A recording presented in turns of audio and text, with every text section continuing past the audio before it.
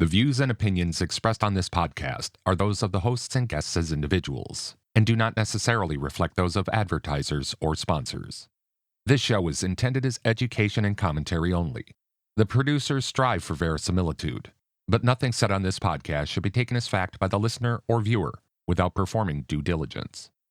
While generally considered safe for work by way of content, some language may be considered offensive by more sensitive viewers or listeners. All right, cans on, mic's up, level's good. You got me over there? All right, let's roll. This is Booth to Booth, your direct line to the latest in home voiceover production, with your favorite home VO experts throughout the industry, all across the internet, and all around the world. Booth to Booth is brought to you by the Narrowband Broadcast Network, NBBN. The focus is on you. By Andrew Scott Media, making your media matter. By Booth Stuff, unique VO fashion and swag that's as loud and proud as you are. And by the kind support of our viewers and listeners all around the world via Ko-fi. Ko-fi, helping you give back to the creators that help you the most. The session clock is running and all the mics are hot. So let's patch in and get this session started. Here's your host, VO coach, narrator, and producer, Andrew Scott. And hello and welcome back to Booth, the big little show all about VO. My name is Andrew Scott, and today I am absolutely thrilled and excited to speaking to somebody who is kind of been in the news cycle lately, and for an absolutely wonderful, delightful reason. If you've ever been in New York, there's a really good chance that you've heard this voice. I'm going to be speaking with one of the most fascinating people with one of the most fascinating stories I know about, Bernie Wagenblast. Bernie, thank you so much for joining us here on Booth to Booth. How are you? I am well, Andrew. Thank you so much for having me. This is absolutely a treat. When a couple episodes ago, I was chatting with my friend Gabrielle Nistico, and we had both seen the Washington Post, I believe, piece that they did on you, and we were both kind of reveling in the story of you and your path in voiceover. And literally the next day after the show went up, I got an email from you. How did you hear about the show and so on? I have a setup where I get notifications if my name is mentioned in various places, and I got a notification that it was on this podcast. So I went to look at it and found out, oh, okay, this is very interesting. Well, that's how I did it. Yeah, thank the gods of Google. Yeah, I run something similar, but it occurred to me that your story, for as unique as it might be to some of us, I don't feel that it's as unique as a lot of people might think. Mm-hmm. And the reason why I say that is because, we spend so much time in the professional voice arts working on trying to find our genuine voice, right? The place where we speak from at our core. Mm-hmm. And at the same time, there are so many people like you out there who are doing that search, but they're doing that search with a different motivation. Can you tell us, first off, I suppose, how did you get into the voice arts period in the first place? And we'll just kind of let things go from there. Sure. Well, that was not my intention ever to get into the voice arts. I was always interested, though, from about fifth grade on in working on the radio. I fell in love with radio as a kid. And you have to remember, this is radio in the 1960s. So it was a different animal than what we have today. A lot more personality. Everything was live and local and all those things that you hear about. And I wasn't interested in being a DJ. I was interested in being a newscaster. So that was what I aimed myself toward doing. Mm-hmm. And when I was a kid, I would sit down in my basement. This sounds like a real nerd, but I would sit down in my basement and just read the newspaper out loud to try to develop my voice so that I could speak well. This is even before my voice changed, to get it to roll off my tongue and be able to do pronunciation and be expressive with my voice and all those things that any of us want to do. And that was what I aimed toward. And I went to Seton Hall University in New Jersey. They had a great college radio station, still do, I should mention. They just won a Marconi Award for best college radio there you station go. in the All right, country. then. So that was radio is one of those things you can't learn in the classroom. You can learn about rules and history, but to do it, you have to actually do it yourself. You can't just do it in a classroom. And it was a great learning experience of doing that. And from there, I started working at different radio stations, primarily in the news and information area. Being a news, first a stringer covering Board of Education meetings and city council meetings. And then my first job in New York City was as a news assistant, where you do everything a reporter does except be on the air, because I wasn't in the union yet. Right. And then about a year after I graduated, I had what was the biggest break for me ever. There was this new company called Shadow Traffic that was coming to New York. They had started in Philly, moved to Chicago, and now were coming to New York. And they had reached out to my university and asked if there were any recommendations they might have for potential traffic reporters. And fortunately, my name was one of the ones they gave. I went in, did the audition, not just for voice, but also geography, because they wanted people who knew the New York metro area and where the roads were and things like that. Right. And I was lucky enough to get the job. And they signed on the air December 3rd, 1979. And it was, like I say, the biggest break I could have gotten. Not only was I on the air in New York City, I was on two of the biggest radio stations, 77 WABC Music Radio and 1010 Winds, an all-news radio station. And I was on during drive time, both morning and afternoon drive time, which is the most listened to time of day. Sure. So the exposure was fantastic. Right. It was wonderful. And that was really what launched everything else from there. Were you always, and by the way, I was also that nerd in the basement, reading copy, or my thing was I grew up listening to both jazz and classical music. So I was down with my little microphone going, "You've been listening to WFMR 98.7 FM," and at the same time going, also, burnt toast and coffee time, 7:49 a.m. Did you always have a fascination or interest in infrastructure and transportation, or was that kind of like, well, that was the path in, and here I am?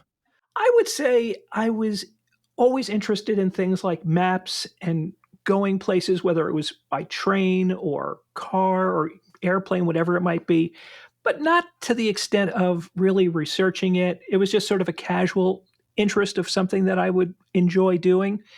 So doing traffic reports was the introduction to the world of transportation. I had no idea that I would ever work in that field beyond being a traffic reporter. And that was quite a surprise for me. How did you then get into the realm of public address? The train is departing. Please hold on while the train is moving. Please step in. The doors are closing. The train is departing. Please hold on while the train is moving. That's something where I think a lot of people in the voice arts, in voiceover, we don't realize that also is a viable part, a viable career path. I wound up at one point in time, I was my voice was being heard all over the country at a kiosk that doled out disinfectant wipes for a shopping cart. And we don't think about those infrastructure points of exposure. How did you end up getting into that realm? Well, when I left doing traffic reports after about 5 years, at that point in my life, my goal was to someday own a small town radio station, because again, that love of radio. Right. And I wanted to be able to serve the community. And I thought the best way to do that was by owning a small town radio station.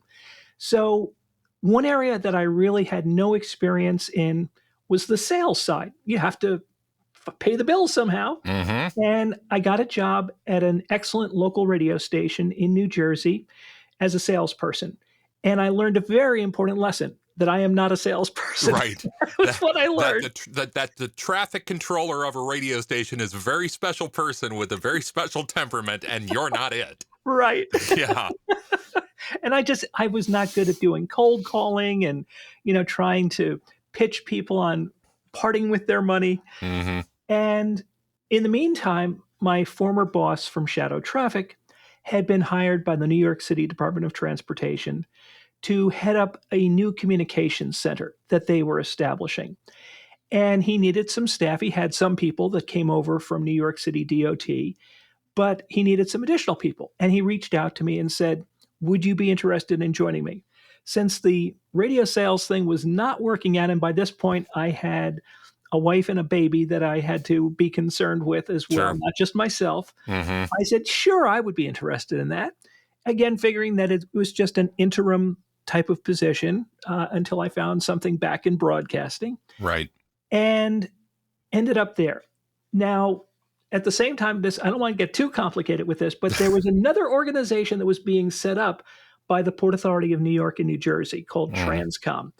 And Transcom the idea behind it was to serve as a communications center for all of the different agencies in Connecticut, New York, and New Jersey. Right. And they had agency staff that came from the different agencies. And I was sent to them to represent New York City DOT.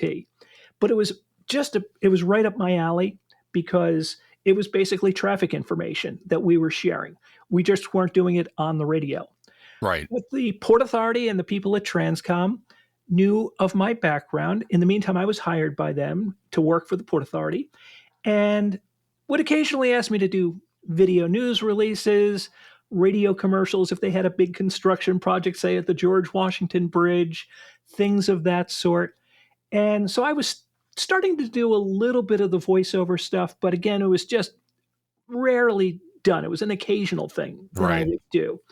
And it just grew from there. One of the agencies that was part of Transcom was the Metropolitan Transportation Authority, New York's agency that runs the subways and the Metro North and Long Island railroads.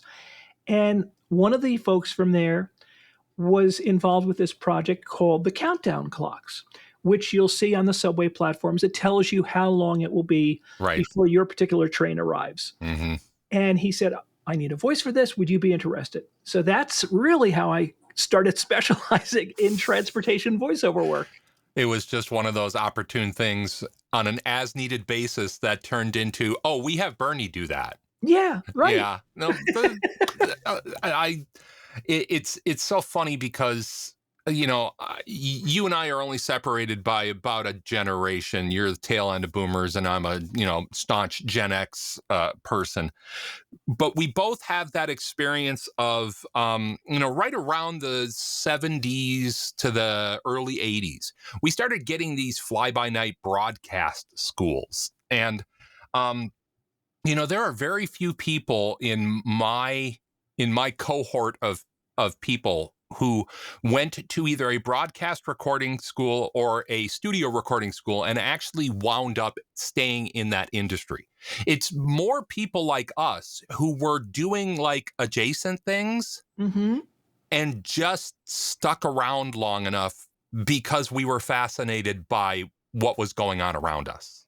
Exactly. Did you have any vision into the future when you started working, in that environment?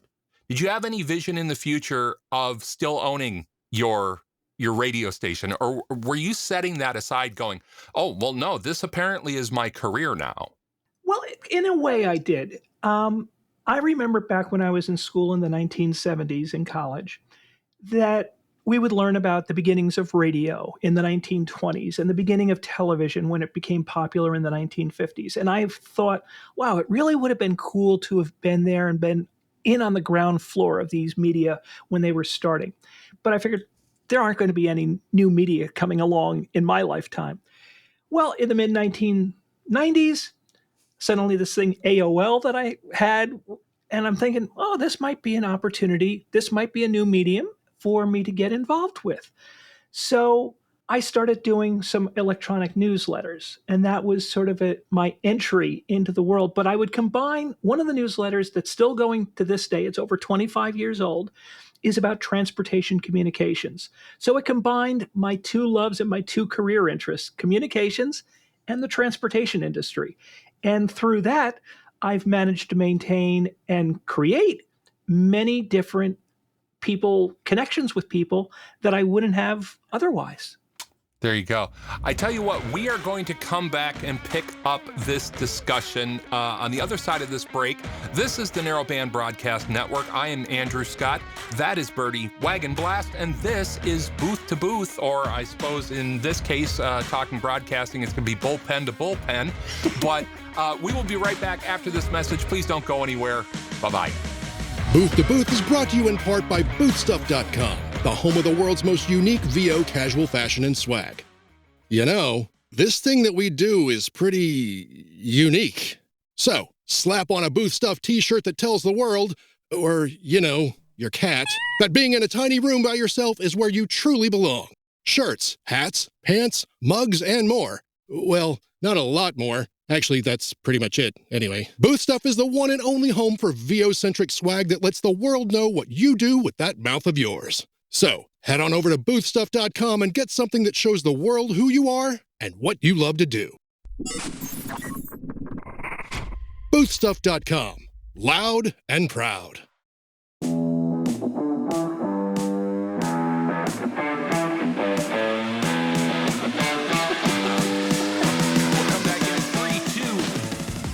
And hello and welcome back to Booth. I am getting an opportunity to talk to Bernie Wagenblast, pretty much the voice of the tri-state transportation industry.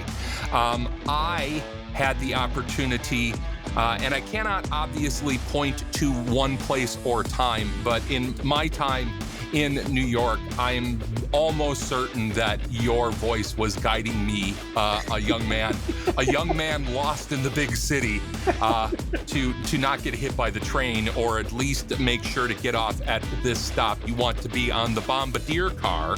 I mean, yeah, Bernie, you've done what? AirTrain New York, AirTrain JFK, New York City Subway, Travelers Information Station. Of course, you were also the announcer during the laying of the cornerstone of the One World Trade Center in New York. Did you ever, in your wildest dreams, think that so many people would be hearing you? No. You know, even that when I was on 1010 Wins, which was at the time, it had the highest cume of any radio station in terms of the number of listeners. Yeah, it was literally the classic radio powerhouse kind of thing, you know? And even that still pales in comparison to the number of people that hear me on the subway, because it's people who live in the city, people who work in the city, and so many people who visit the city. So it is literally billions with a capital B.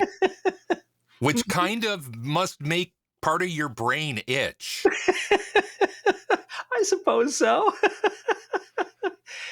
But I never anticipated that. And, you know, when I've seen stories and people describing my voice as iconic, it just, you sure you're talking about me? Right.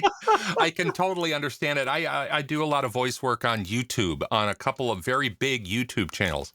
And it really was an odd experience for me to suddenly stop and realize that 1/4 of the population of Earth uses YouTube every single day.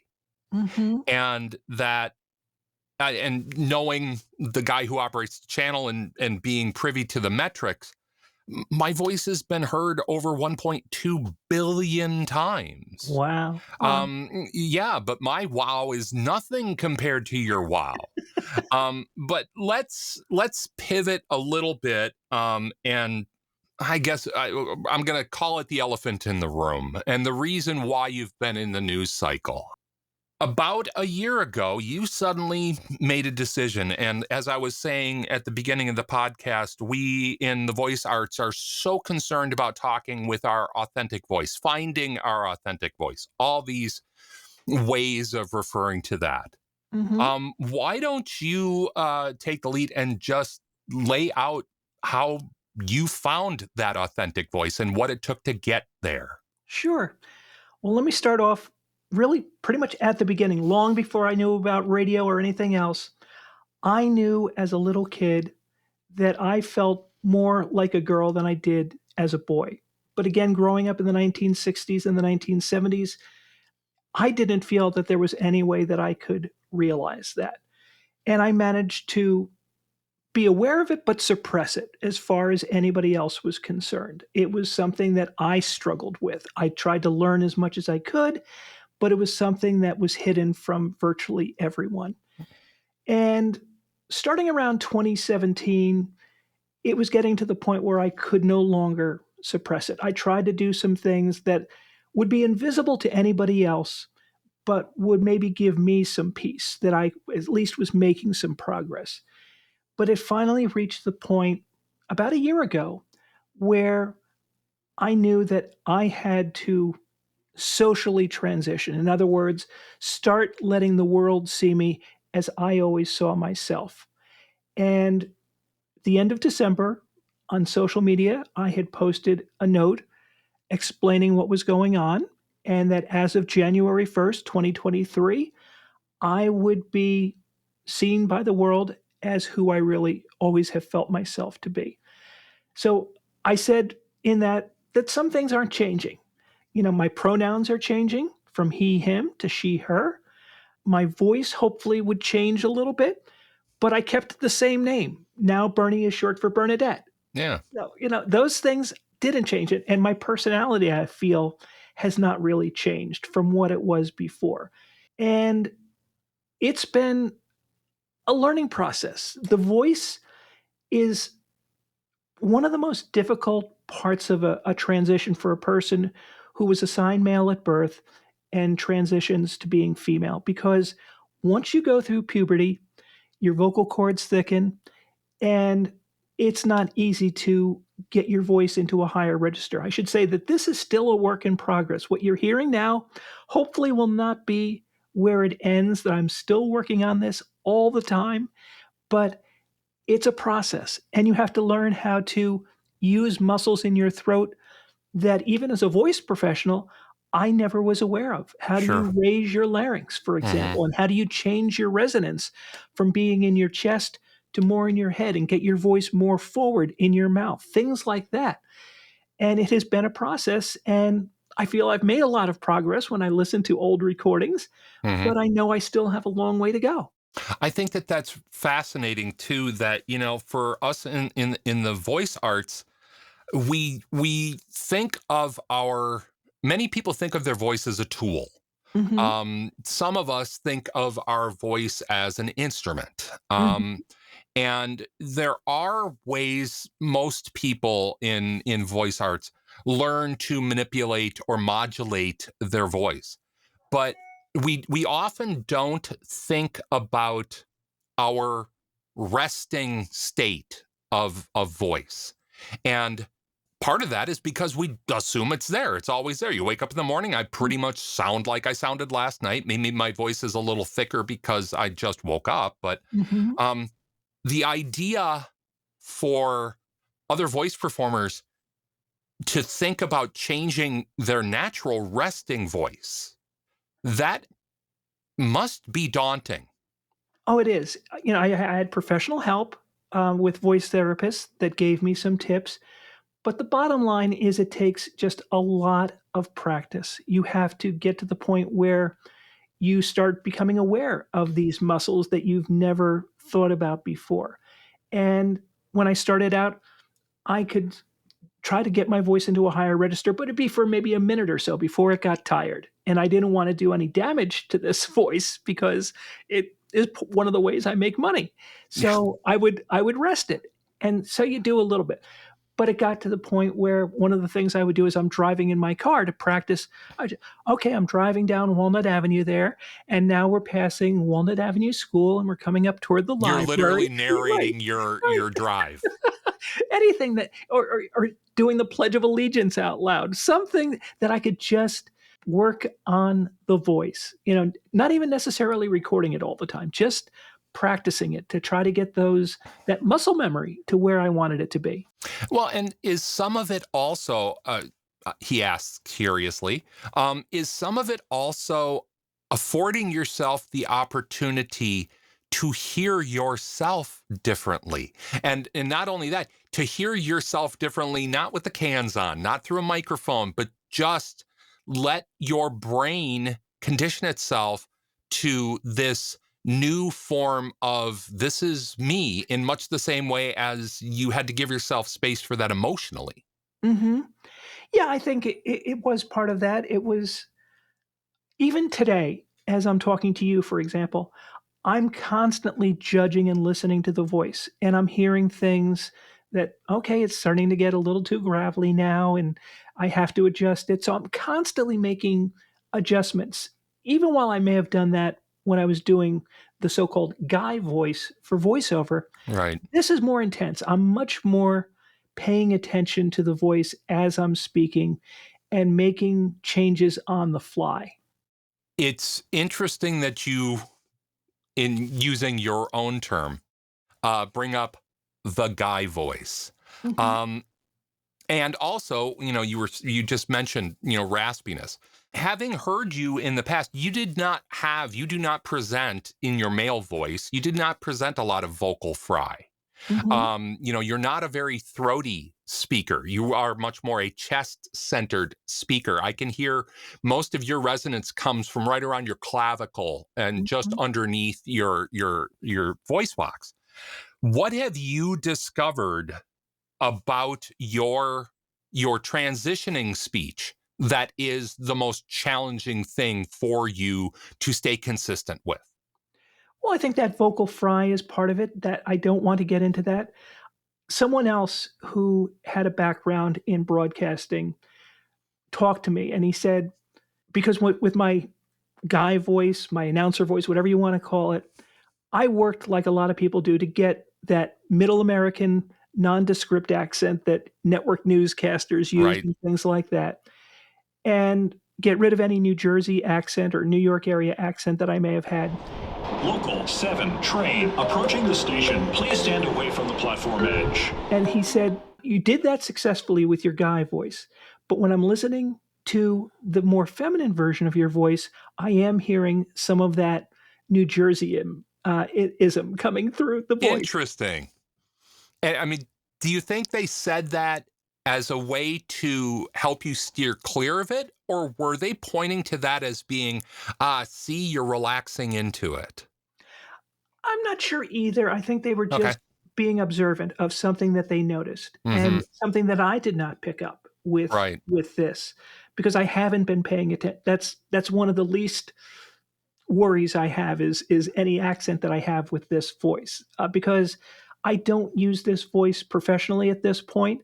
I Hmm. use the guy voice for anything I have to do professionally, and I'll switch Including your back and forth. podcasts? Well, the 2 podcasts that I get paid for and that I have clients for, Hmm. yes, I use the guy voice for that. I do another one, and this gets back to that small town radio station that I Right. talked about one day. I do a public service podcast for my hometown where I interview a lot of different folks from around town. And in that podcast, I do use this voice because that's not being done professionally, number one, or for pay. Let me put it that way. Right. I Yeah. hope I'm doing it professionally, but Right. but also the people in this town, I think the majority of them know about me already, and they Mhm. have been tremendously supportive. So I feel comfortable using this voice for that local podcast that I do. And aside from the fact that I'm glad to hear that your community has embraced you in that way, it kind of takes us back to that desire that you had to have that small town radio station. Back when I was doing it, we used to call that sub 90, which is, stations below 90.1 FM, right? You got a block of a couple community support radio broadcasters, and then everything suddenly was commercial from 90 on up. At the same time, you were dealing with the America Online thing, and that, podcasts suddenly blew up. And now when we think about broadcasting, I don't even think about radio anymore. And part of me is actually very saddened by that. I feel like we are losing part of our culture that was so significant to so many of us. How many of us kids were laying in bed with a Bakelite radio under our pillow, getting way too hot, and we're smelling the transistors. That's kind of gone. But what we've gotten in its place now is what you're doing, the ability to have essentially a broadcast platform that is, I don't want to say niche. I think niche kind of undervalues what it can be. But talk to us about the podcast. Talk to us about, your community and what you're doing with it. Sure. Well, again, let me focus first on the one I do for the local community, which I call Cranford Radio, because that's the town I live in, and Right. radio is so important to me that I wanted to include that as part of the name. Sure. It's something I started in 2014, so I've been doing it for a little while now. Yeah. And it's basically just, I call it an all things considered for Cranford. There you go. It can be any topic. If you're going to steal a brand, you might as well steal a good brand. Right. Okay. So it might be a politician one week. Last week it was a sports person from town. It could be a business owner. It could be anything dealing with Cranford. Right. And I try to do a new episode once a week. I have a collaboration with a local community news site that they also will run the podcast on their site. So it gets a little extra attention There you go. through them. And I think it's one of the reasons, and this was certainly never on my mind when I started the podcast, but I believe it's one of the reasons that I've had such support from the community, because people came to know me through that podcast. They knew my voice. I think voice is such a wonderful thing to be warm to people, to build friendship with a voice that you may never see the person, but they come to know you. And I think that was one of the big reasons why I had as much support as I did, because so many people in the town already knew me through the podcasts and things that I was doing. So that, I think, played a big role. When it comes to that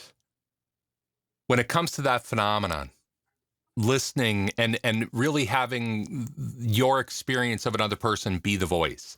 There are a few things in my life that have been as powerful as that. I have so many voices in my head, which, you can laugh about that if you want. It's both true and, but I have so many iconic voices in my life that if I just stop and go quiet, I can hear them immediately, like I'm listening to them in headphones.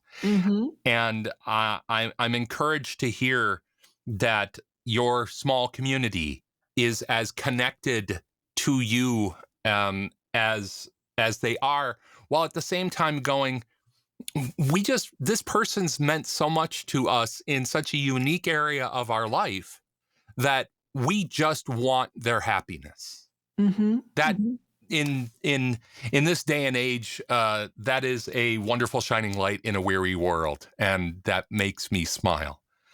Let's talk though about your guy voice. On my podcast with Gabrielle Nistico, and I'll link to that up here.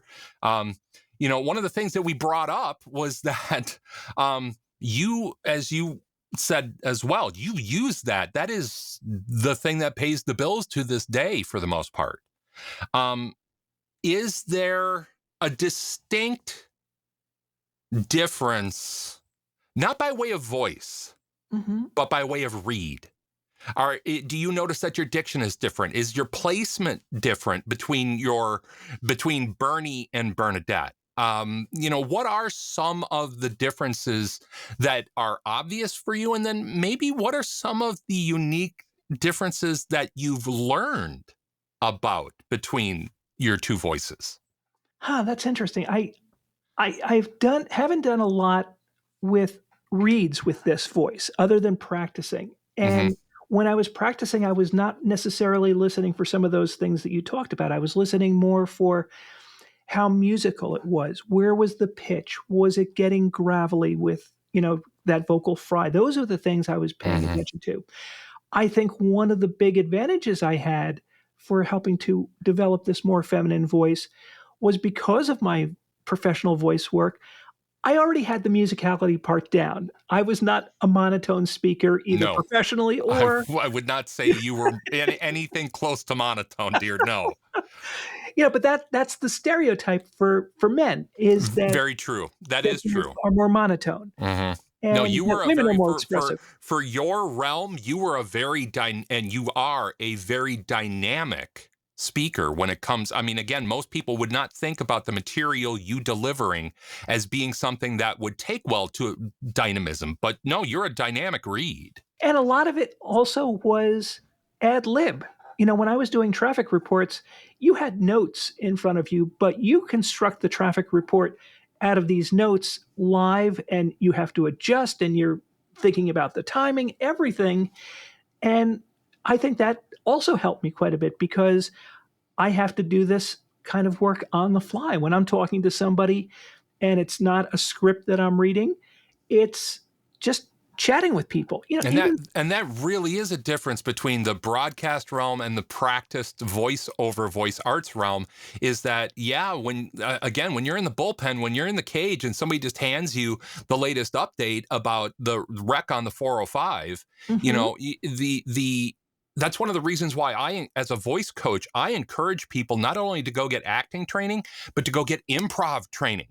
Go learn and work improv for a while because it does give your voice some nimbleness that you don't get by just holding your copy and going, this is my Bible. These are my words. There are many like them, but this one's mine. Right. So I find that interesting. What did you discover about your masculine voice that, I'm going to say it this way, that you kind of felt relief about not having to carry along anymore? I think just, I would talk about the radio voice. That was, putting that on and not having to do that as much anymore. Again, if I'm doing an announcement, I would have to do something like that. But one of the interesting things, because I didn't get a whole lot of comments from a wide variety of people I didn't know before I transitioned. And hearing and reading comments that people make about my voice, my guy voice, on the subway in particular. The train is approaching the station. Please stand away from the platform edge. Saying, oh, it sounds so friendly and reassuring. And I never thought that because if you go to New York, when you hear it on the subway, just to give you a little bit of background, it was the most unusual voice project I had ever done because I was in the studio and we had about 1,000 different words or short phrases that we had to record. So you couldn't be terribly expressive with it because you weren't sure where that word was going to be used in a sentence that the computer puts together. So, you're sitting... to be clear for people, we're talking about back in the day before true digital imposition, where they would cut and paste things together. So we're talking about you are now at 0.1425. That kind of modulation, because they're literally pasting this stuff together. And I've heard some of the early work that you did that way, where, you really sounded kind of like Marvin the Paranoid Android. You were, just a little bit pasted together. So that must have been a significant challenge. Yeah, because I was so used to being expressive with my voice, and here I wasn't supposed to be expressive with what I was doing. The idea was to have it pretty much sound the same. So just to give you a sample, if you've never been to New York, this is kind of what it would sound like. It would be very staccato. It would be, the next downtown number 2 will arrive in 3 minutes. Please stand away from the platform edge. And that last sentence is about the only one of the few sentences that I actually recorded. Everything else was downtown, uptown. Word Manhattan. by word by word. Right, exactly. Well, I am honored to have had that voice and that read in this podcast. I feel like I've achieved some kind of milestone now. But as we wrap up, Bernadette, I want to give you an opportunity to say anything that you feel you want to anybody listening out there about finding your authentic voice. And by that, I mean, of course, your physical voice and your spiritual voice. You're inspiring to me. You're inspiring to many. I'm sure that there were people who were quietly inspiring to you. Mm-hmm.